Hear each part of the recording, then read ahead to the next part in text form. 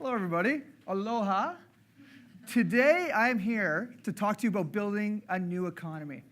An economy that's not built on greed, an economy that it's additive, it's not subtractive, and an economy that has a foundation that's so strong that it can support a durable, shared prosperity for all.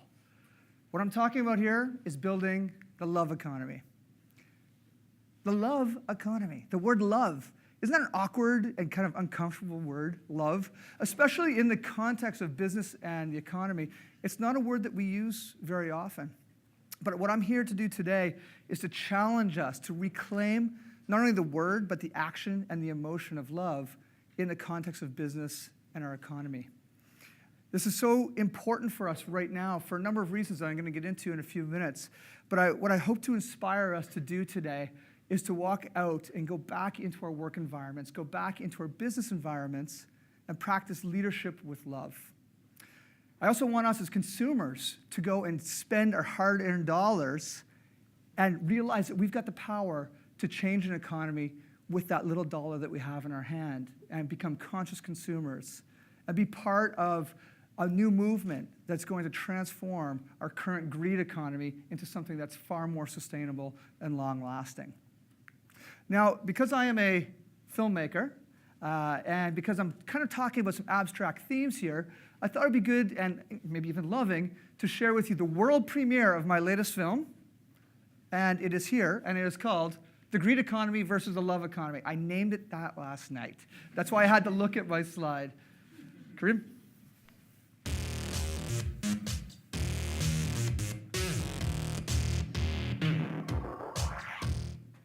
You get the point. That's my whole TED Talk right there. Thank you very much. No.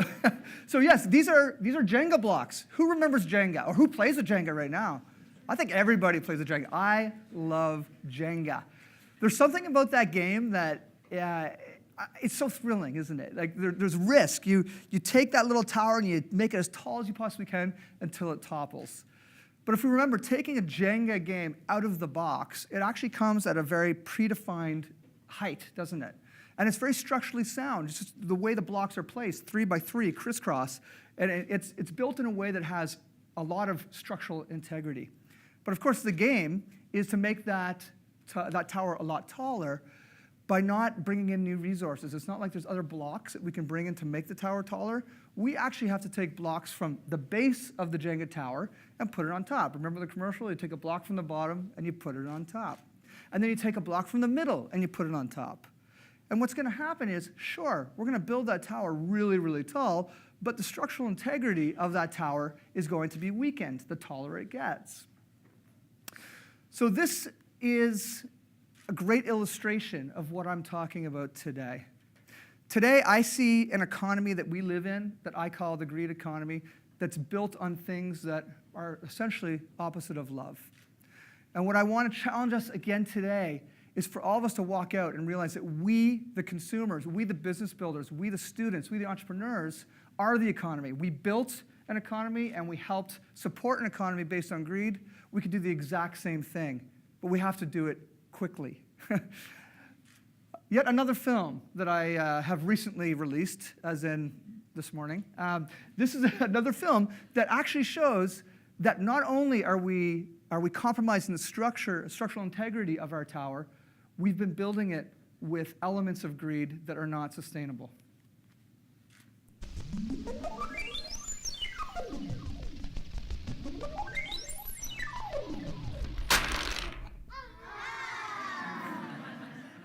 So that's my daughter, Willow. And Willow does an amazing Macaulay Culkin impersonation. Thank you, Willow. That was great. And Willow demonstrated there exactly what we have done to our economy with that Jenga tower, haven't we? And I want us to say we, because it is all of us. We need to be held to account to where our economy is today. And I really feel that if we don't take elements of greed out of the economy and replace them with elements of love, we're going to be seeing a topple that's going to come soon. And I don't say this as fear-mongering. I'm just saying this as a way for us to wake up and engage and do something about it. And there is some things that we can do about it. But why build a business based on love? I think even maybe some people in the room might suggest that the word love and the concept of love is something that there's no room for in business or in the economy. Some people might feel that love is weak. Outward expressions of love in business is a sign of weakness. I want to challenge that and say, no, love is strength. Love is foundational. What about working for companies and organizations that are love-based companies? Why wouldn't you want to work in an environment like that? Is it because we don't want to be vulnerable? We don't want to be vulnerable and open with the people that we work with? If that's the case, I want to challenge that too and say vulnerability is strength as well, especially in this new love economy that I'm describing right now. And what about buying from love companies? I like that, love companies.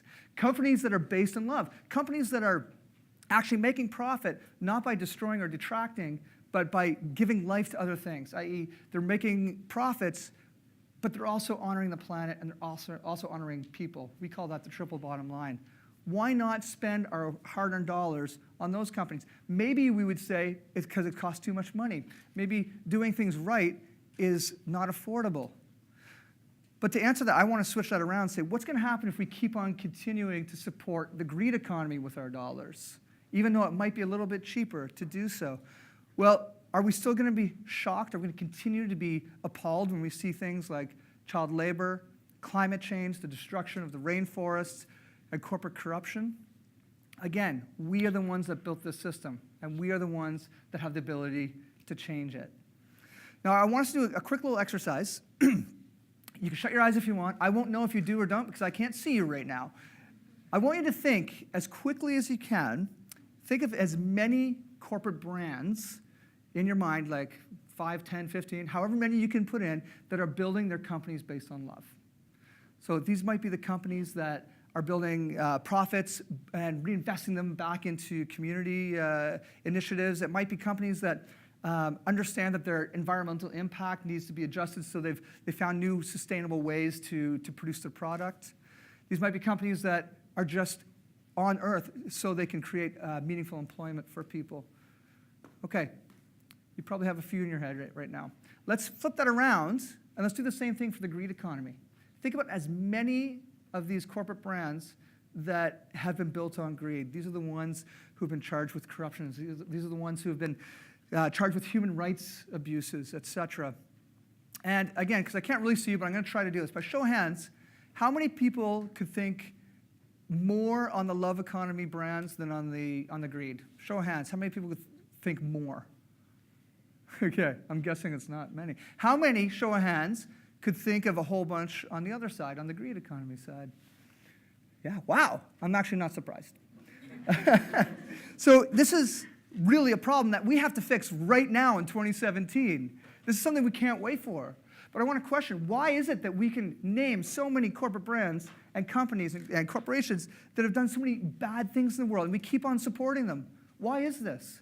I think it's because they've got a story to tell. And to be honest with you, the greed economy is very attractive. Look at the music videos that we watch. Look at the advertisements. Look at the movies that we consume. The whole media machine is based on getting us to accept the fact that the greed economy is legit, and the greed economy is not going to topple. This is what we're consuming. This is what we're putting money into.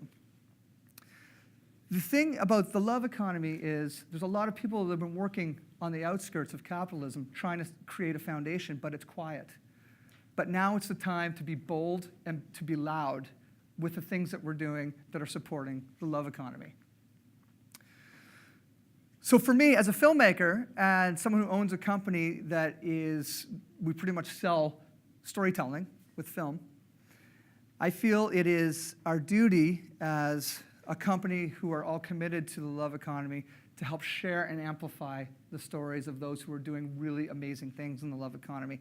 Because guess what? There are a ton of amazing conscious capitalists that are out there right now that are doing wonderful work and essentially taking out the little greed blocks from the greed economy, replacing them with love blocks, and sturdying up that tower in hopes that very soon what we can start doing is dismantling the tower from the top down. Because right now the top is so heavy that the integrity of the tower is not going to hold it for much longer. So I wanted to share with you, instead of just talking about it, I want to share with you just a few of the stories that we've been capturing around the world of the builders of this new love economy. I've got 3 entrepreneurs, three companies that are doing amazing work in the world. And if you don't mind, I'd like to share them with you right now. Colombia, a nation rising up and recovering from the scourge of decades of violence. In the cities, the divide between rich and poor is stark. But the streets pulse with a spirit of hope and change. It's the perfect testing ground for an inspiring new wave of entrepreneurship.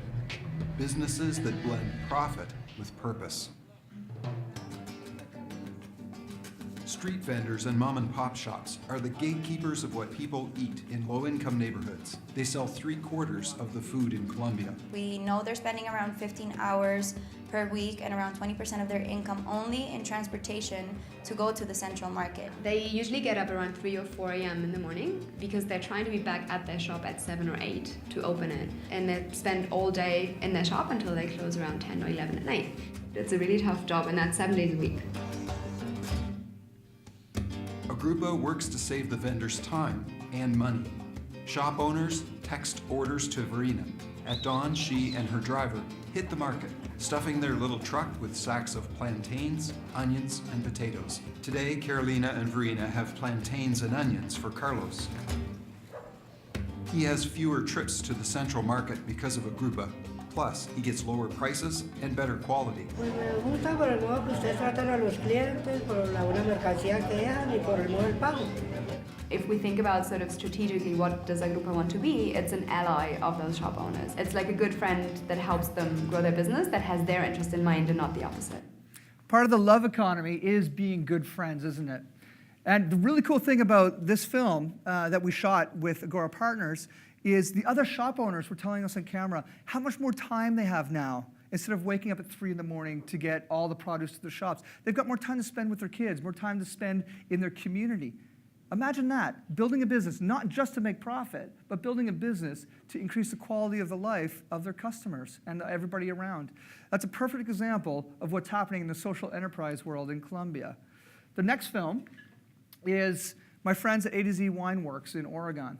A to Z Wineworks not only are producing some of the finest Pinot Noir wine that you can find in North America, they're also producing real measurable positive impact. They've designed their company to be an agent of positive change, and for that, they've been creating an extremely sustainable experience for their employees. At A to Z Wineworks, we aim to produce the highest quality wine for the greatest sustainable value while building a business that's a force for good. Being a force for good is something that we just think about every day in everything that we do. That good has to be for all of the people we work with, for our community, and for our staff. One of the important measures of our success is if our staff members are thriving, growing, expanding their opportunities and developing more skills, if their families and they are healthy and happy. We work with intention. We believe that purpose drives transformation, and that's important to our company. At the end of a great day at A to Z, what I feel best about is walking around, hearing people wrapping up their days, and just looking at the landscape and understanding that we're part of a real, tangible place where we're growing things and making great wine. And A to Z is an example of a very large company. This isn't just a small social enterprise. This is a highly profitable company that have been winning awards based on positive social impact. The last video clip I want to show you is also in the alcohol world. Yes, I do love wine and beer. This is Beau's Brewery out of Ontario. And Beau's is a B Corp brewery, and they do make fantastic beer. But what's really notable about them is they care about their employees so much that just last year, they gave ownership completely to the employees. What a radical concept in the love economy. This is totally against what we thought capitalism was all about increasing the value for shareholders and shareholders only. This is a distributed wealth approach, which is yet another block of the Jenga love economy. Beau's Brewery is a prime example of a new economy company. Since opening 9 years ago, Beau's has experienced rocketing sales in the crowded craft beer market. Most of our customers start their relationship with us because they like the beer. But there's that moment where they turn from being customers into fans, and that's usually when they find out something really wonderful about us. Oh, it's organic. Oh, that's really cool. Oh, and you guys supported this charity that I really believe in. Oh, that's really cool. And oh, you're doing that initiative for the environment. It explains why we can grow by over 40% a year while having pretty much a $0 advertising budget. The idea of maximizing shareholder value being the only purpose for business just never really rang true to me. Don't get me wrong, if we can't keep the lights on, everything goes away. So it's important to focus on the first of the three bottom lines, but if that's all that you're doing, there's really, to my mind, no reason for you to exist. I love that bold statement. There's no reason for you to exist as a business if you're only focusing on one bottom line. So what do we have to do next? We have to love more. It's simple. But what does that actually mean? When I think about loving more, I think about starting with ourselves. What do we have to do to love ourselves more? What do we have to do to love our families more, our friends, our neighbors, our community? And in business, we have to think about loving our employees, loving our managers, loving our coworkers, loving our customers, loving the people who make up our supply chains. And then what about nature, Mother Earth? If we think about loving the rivers, loving the streams, loving the oceans, loving the forests, loving the animals, if we think intentionally with every single thing we do in business, how is this going to impact and affect the things and the people that we love? Then we're going to create a whole new way of doing business, aren't we? And what we're going to do is we're going to create an economy that doesn't necessarily have to go up this way, but more this way, a little more distributed. The good news is we don't have to start from scratch. This has already been happening for decades. There is this love army of conscious capitalists and conscious consumers and entrepreneurs and students and everybody in this room that's actually been coming closer from the fringes of capitalism, coming into the middle. A lot of these folks have been hanging out and organizing in communities like the Social Venture Network, like the B Corp Network, like the Hatch Network, like SOCAP, like Sustainable Brands. These are all organizations that and communities that I've actually been able to be welcomed into. And I see this new global world, this movement is well on its way. And what's been happening is the foundation for us to work on is already being built. The love economy doesn't need to grow tall. It needs to be wide and strong, supporting all. I wrote that poem literally in the car on the way up. I didn't know it was a poem until I read it. I was like, whoa, that rhymes. Good first play.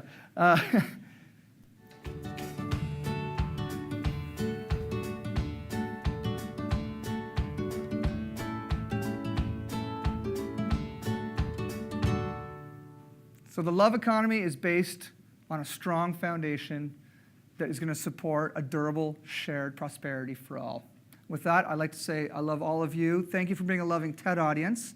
And as they say in Hawaii, a place where actually my soul and my heart is right now, mahalo.